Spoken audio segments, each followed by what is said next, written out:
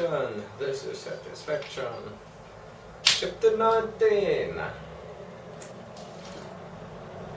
If I didn't of Dracula.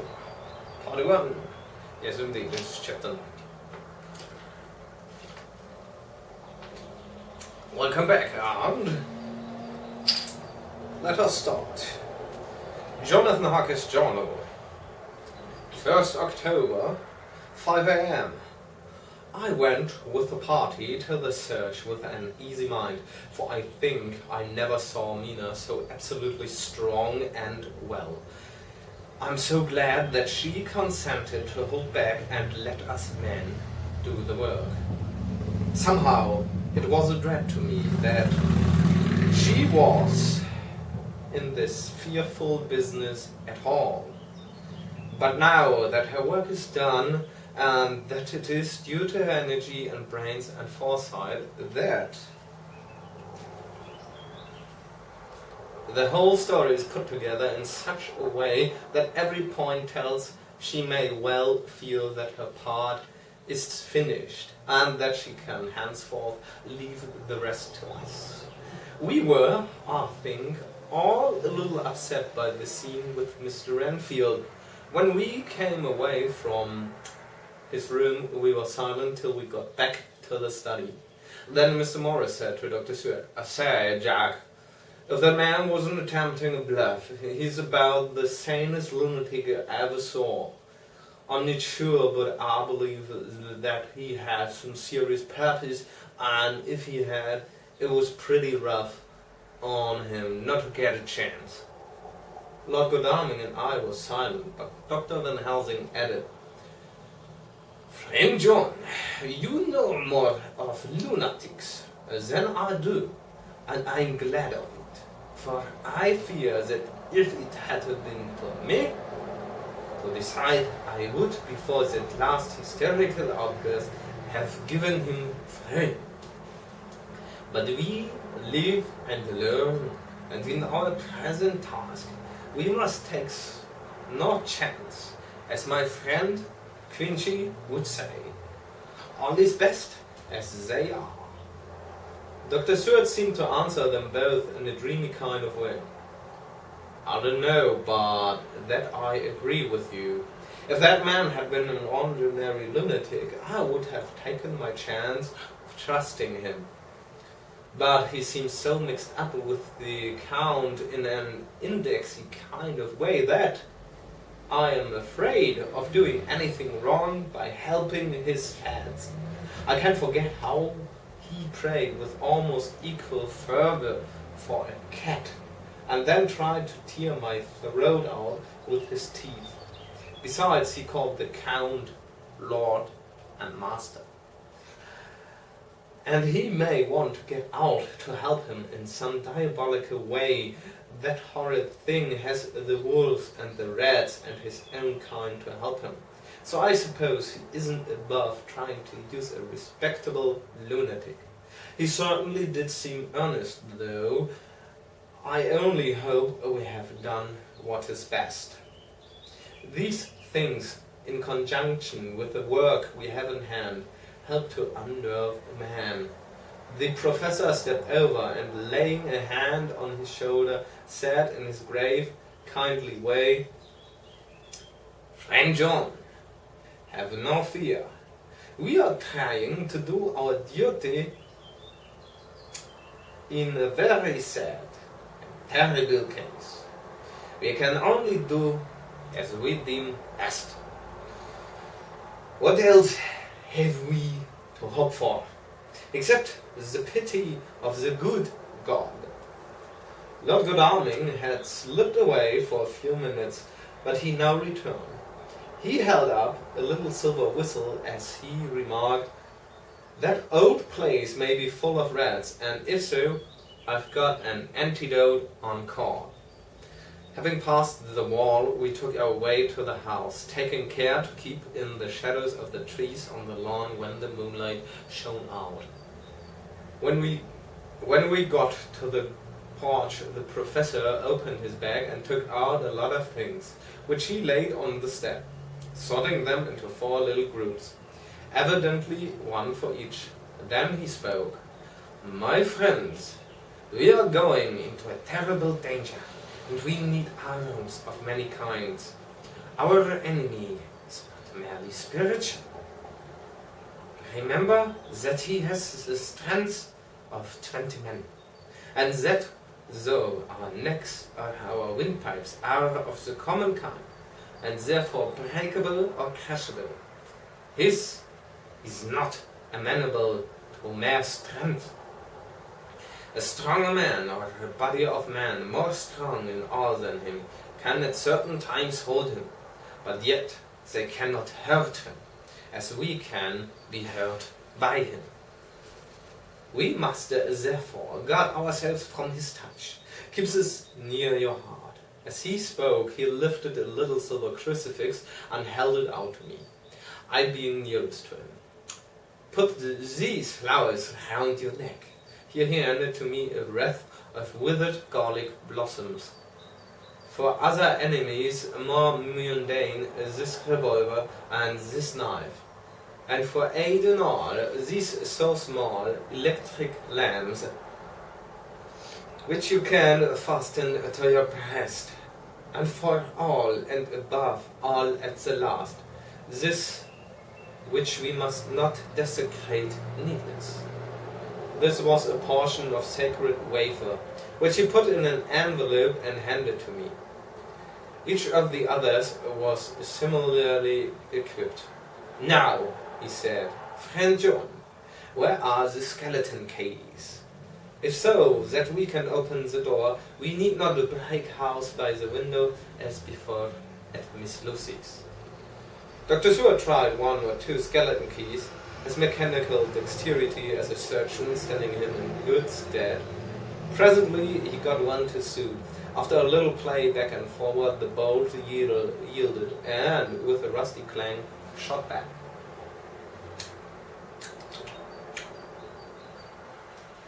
We pressed on the door, the rusty hinges creaked, and it slowly opened. It was startlingly like the image conveyed to me in Dr. Seward's diary, the opening of Mrs. Westenra's tomb. I fancy that the same idea seemed to strike the others, for with one accord they shrank back.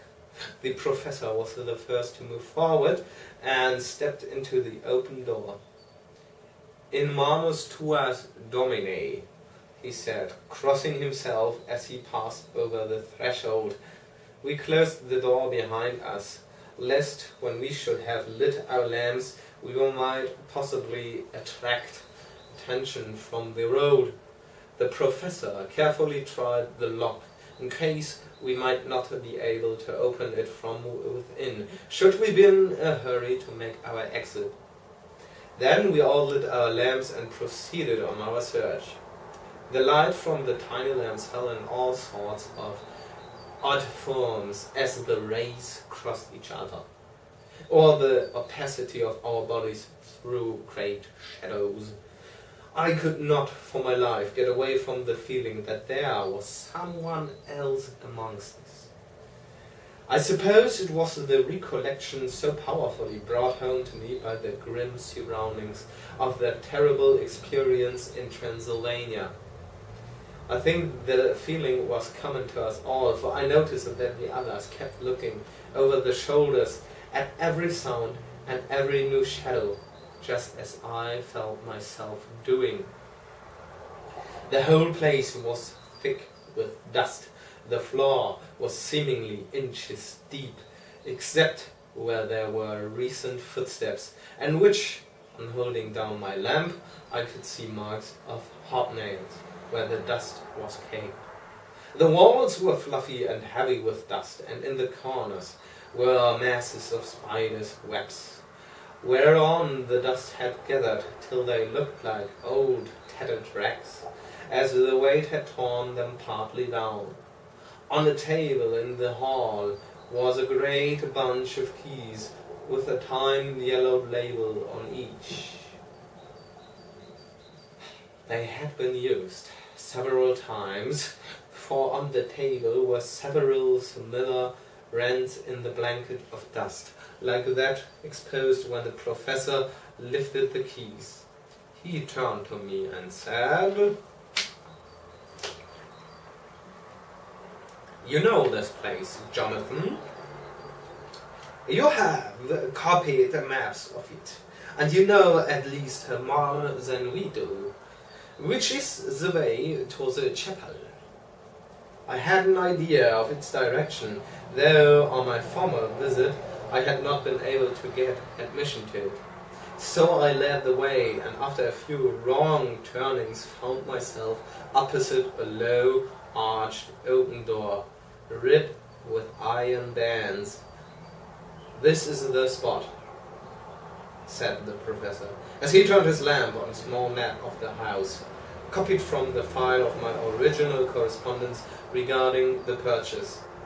With a little trouble we found the key on the bench and opened the door. We were prepared for some unpleasantness, for as we were opening the door, a faint, malodorous air seemed to exhale through the depths, but none of us ever expected such an odor as we encountered. None of the others had met the Count at all close quarters, and when I had seen him, he was either in the fasting stage of his existence in his rooms, or when he was glutted with fresh blood in a ruined building open to the air. But here the place was small and close, and the long disuse had made the air stagnant and foul. There was an earthy smell as of some dry miasma, which came through the fouler air. But as to the odor itself, how shall I describe it? It was not alone that it was composed of all the ills of mortality, and with the pungent, acrid smell of blood, but it seemed as though corruption had become itself corrupt. For it sickens me to think of it. Every breath exhaled by that monster seemed to have clung to the place and intensified its loathsomeness.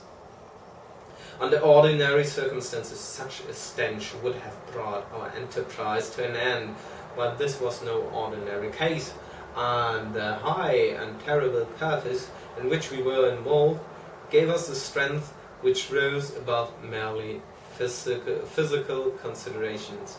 After the involuntary shrinking consequent of the first nauseous whiff, we one and all set about our work as though that loathsome place were a garden of roses. We made an accurate examination of the place, the professor saying as we began, "The first thing is to see how many of the boxes are left. We must then examine every hall and corner and cranny and see if we cannot get some clue as to what has become of the rest." A glance was sufficient to show how many remained, for the great earth chests were bulky and there was no mistaking them. There were only 29 left out of the 50. Once I got a fright for seeing Lord Godalming suddenly turn and look out of the bolted door into the dark passage beyond. I looked too, and for an instant my heart stood still. Somewhere, looking out from the shadow, I seemed to see the high lights of the Count's evil face. The ridge of the nose, the red eyes, the red lips, the awful pallor. It was only for a moment, for as Lord Godalming said, "I thought I saw a face, but it was only the shadows," and resumed his eye inquiry. I turned my lamp in the direction and stepped into the passage. There was no sign of anyone, and as there were no corners, no doors, no aperture of any kind, but only the solid walls of the passage, there could be no hiding place, even for him. I took it that fear had helped imagination, and said nothing. A few minutes later I saw Morris step suddenly back from a corner which he was examining We all followed his movements with our eyes, for undoubtedly some nervousness was growing on us, and we saw a whole mass of phosphorescence which twinkled like stars. We all instinctively drew back. The whole place was becoming alive with rats.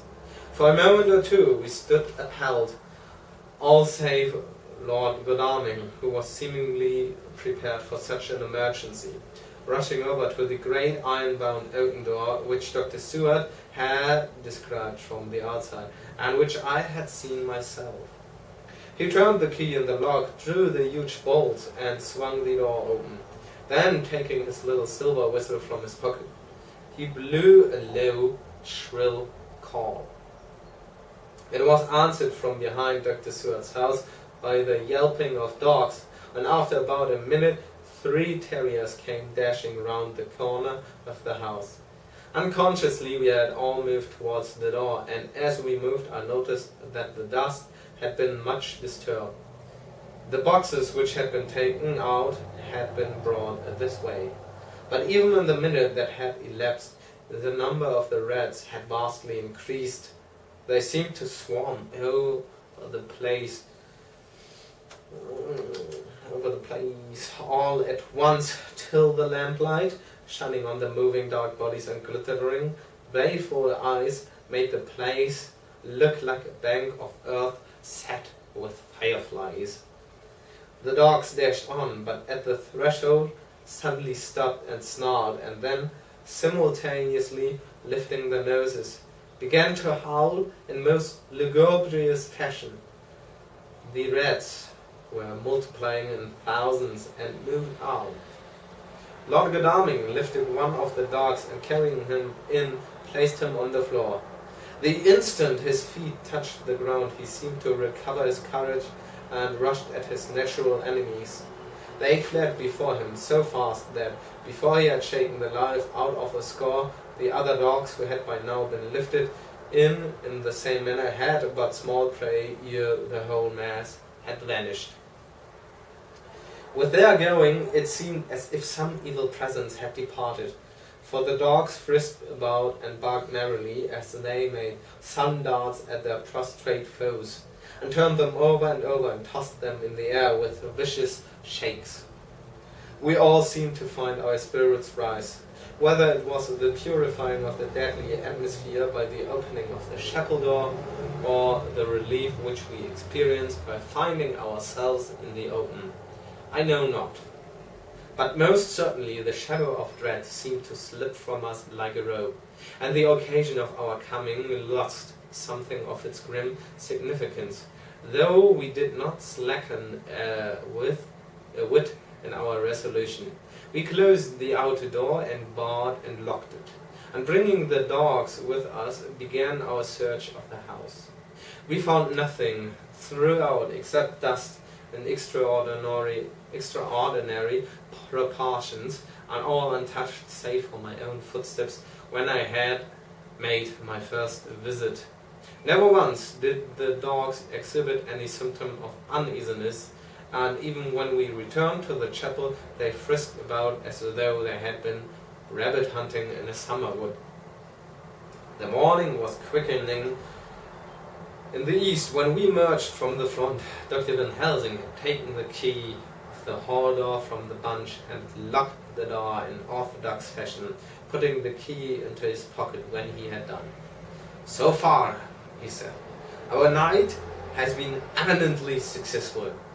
No harm has come to us, such as I feared might be, and yet we have ascertained how many boxes are missing.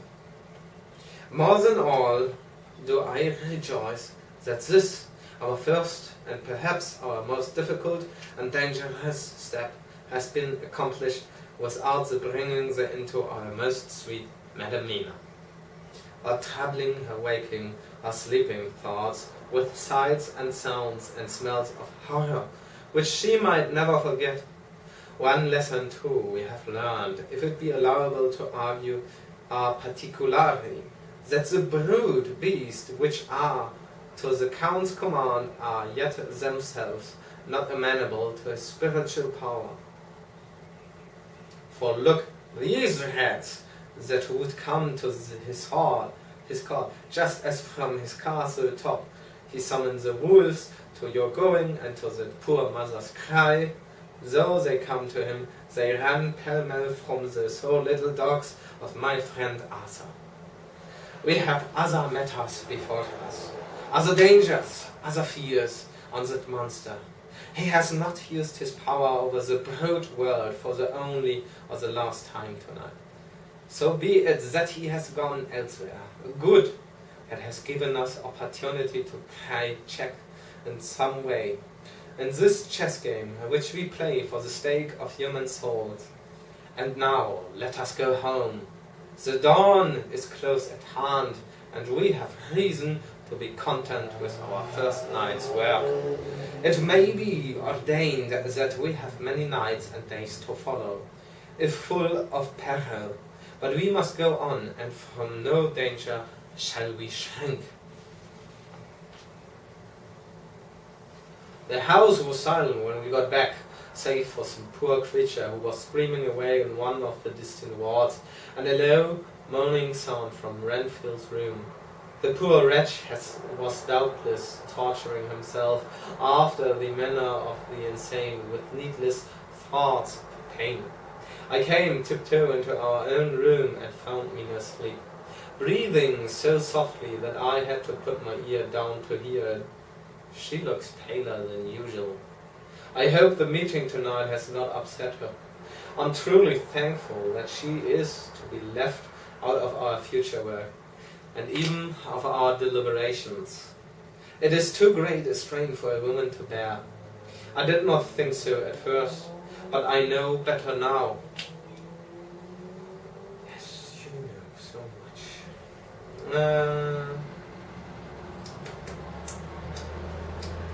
Therefore, I am glad that it is settled. There may be things which would frighten her to hear, and yet to conceal them from her might be worse than to tell her if once she suspected that there was any concealment. Henceforth, our work is to be a sealed book to her, till at least such time as we can tell her that all is finished and the earth free from the monster of the netherworld.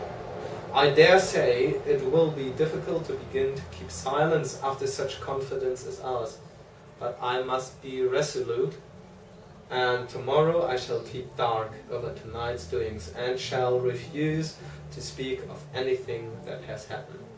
I rest on the sofa so as not to disturb her. 1st October, later. I suppose it was natural that we should have all overslept ourselves, for the day was a busy one, and the night had no rest at all. Even Mina must have felt its exhaustion, for though I slept till the sun was high, I was awake before her, and had to call 2 or 3 times before she awoke. Indeed, she was so sound asleep that for a few seconds she did not recognize me, but looked at me with a sort of blank terror, as one looks who has been waked out of a bad dream. She complained a little of being tired, and I let her rest till later in the day. We now know of 21 boxes having been removed, and if it be that several were taken in any of these removals, we may be able to trace them all. Such will, of course, immensely simplify our labor, and the sooner the matter is attended to, the better. I shall look up Thomas Snelling today. Next part. This was a little long, but necessary for conclusion of this part of chapter 19. See you again at bottle, my friend John. Aye.